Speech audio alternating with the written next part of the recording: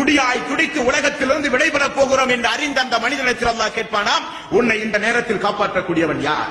என்ன காரணம்? தொடர்ந்து அல்லாஹ் சொல்கிறான், இலா ரப்பிக யௌமைதில் மஸா ஃபலா ஸத்தக வலா ஸல்லா. தொழுகிற அவனும் தொழவில்லை, தொழுகிற மக்களோடு சேர்ந்து தொழுகையாடியாக அவன் வாழவில்லை என்று அல்லாஹ் ரப்பல் ஆலமீன் சொல்கிறான். ரசூல் ஸல்லல்லாஹு அலைஹி வஸல்லம் அவர்கள் சொன்னார்கள், மறுமை நாளில் அல்லாஹ் கேட்கிற கேள்விகளில் முதல் கேள்வி தொழுகையை குறித்து. முஸ்லிம்களிடத்தில் வன்தாஜுல் யௌம் அய்யுஹல் முஜ்ரிமூன், நல்லவர்களும் கெட்டவர்களும் பிரிந்து நில்லுங்கள் என்று அல்லாஹ் சொல்லுவானே அந்த மறுமை நாளில் முஸ்லிம்களிடத்தில் ஷஹாதத்து கலிமா அஷ்ஹது அல்லா இலாஹ இல்லல்லாஹ் அஷ்ஹது அன்ன முஹம்மதர் ரசூலுல்லாஹ், யாரெல்லாம் திருக்கலிமாவை மொழிந்து தன்னை முஸ்லிம் என்று பிரகடனப்படுத்தி உலகத்தில் வாழ்ந்தார்களோ அவர்களிடத்தில் கேட்கப்படுகிற முதல் கேள்வி தொழுதாயா?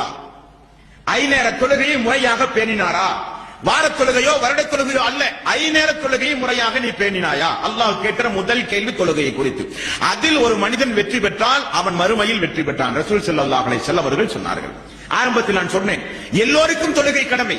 நின்று தொழ முடியாவிட்டால் அமர்ந்தாகிலும் தொழ வேண்டும், அமர்ந்து தொழ முடியாவிட்டால் படுத்தாகிலும் தொழ வேண்டும். நோய் ஏற்பட்டாலும் அவர்கள் படுத்தொழுதாக வேண்டும், ஆரோக்கியமாக இருந்தாலும் தொழுதாக வேண்டும், பயணத்தில் இருந்தால் எந்த பயணமாக இருந்தாலும் தொழுகை விடுவதற்கு மார்க்கத்தில் அனுமதியே கிடையாது. ஆகவேதான் மறுமையில் கேட்கப்படுகிற முதல் கேள்வி தொழுகை குறித்து என்று ரசூல் ஸல்லல்லாஹு அலைஹி வஸல்லம் அவர்கள் சொன்னார்கள்.